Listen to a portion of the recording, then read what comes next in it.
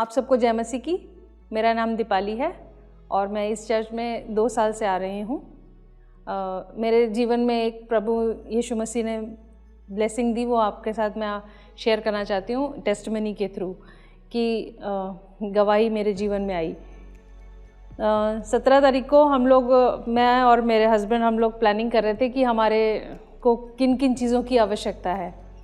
तो मैं लिस्ट बना रही थी और मेरे हस्बैंड पूछते जा रहे थे मेरे से कि क्या क्या चाहिए।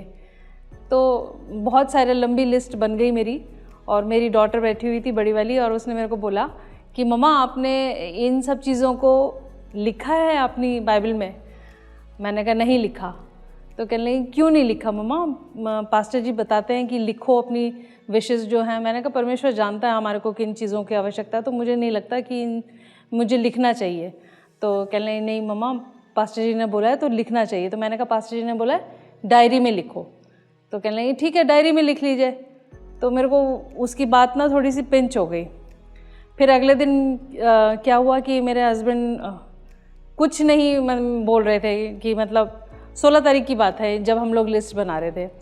फिर 17 तारीख को मेरे हस्बैंड से मैंने बोला कि आपने ये क्या लिस्ट बनवा के रखने के लिए बनवाई थी क्या, कुछ लेना नहीं है हमने क्या? कह रहे तुम ना अपना चुप रहा करो, बोलो नहीं कुछ भी।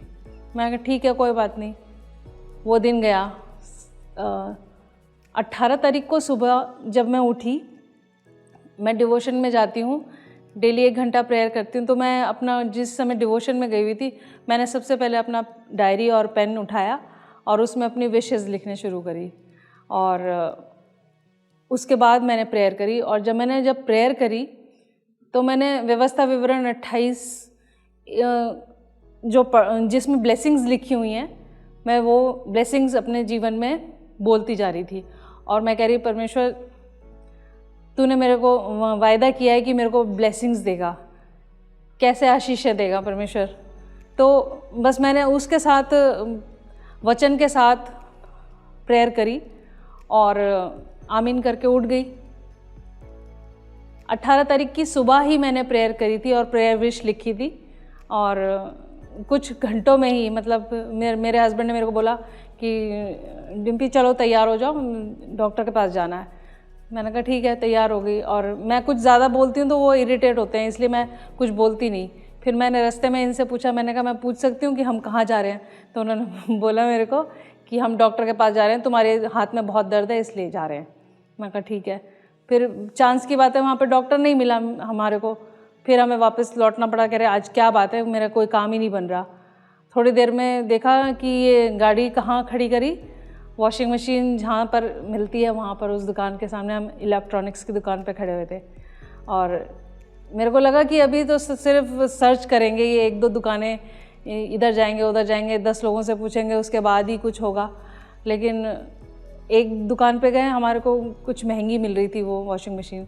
फिर इन्होंने कहा कि यहाँ से नहीं लेंगे, हम कहीं और। मेरे को पता लग गया कि हाँ अभी 1 दुकानें और घूमेंगे, 3-4 दिन और लगेंगे। लेकिन दूसरी दुकान पे गए और इन्होंने पैसे निकाले और कहा कि वॉशिंग मशीन ले ली।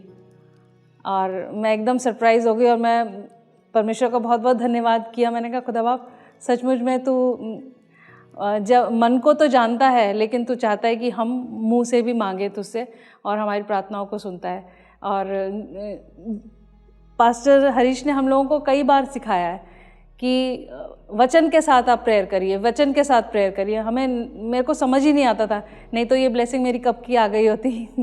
जब हम अपने जीवन में उनकी बातों को इम्प्लीमेंट करते हैं तब हमारे जीवन में सचमुच में ब्लेसिंग्स आती हैं। पर प्रभु यीशु मसीह के दास का, पास्टर हरीश जी का बहुत बहुत धन्यवाद, और पास्टर रति जी का भी बहुत बहुत धन्यवाद कि वो हमारे जीवन में हमारे को कैसे आगे बढ़ना है, अपने जीवन में कैसे प्रेयर्स को इम्प्लीमेंट करना है, वो हमें सिखाते हैं। अगर हम ध्यान से सुनेंगे तो सचमुच में हम अपने जीवन में फलवंत होंगे। सबको जय मसीह की।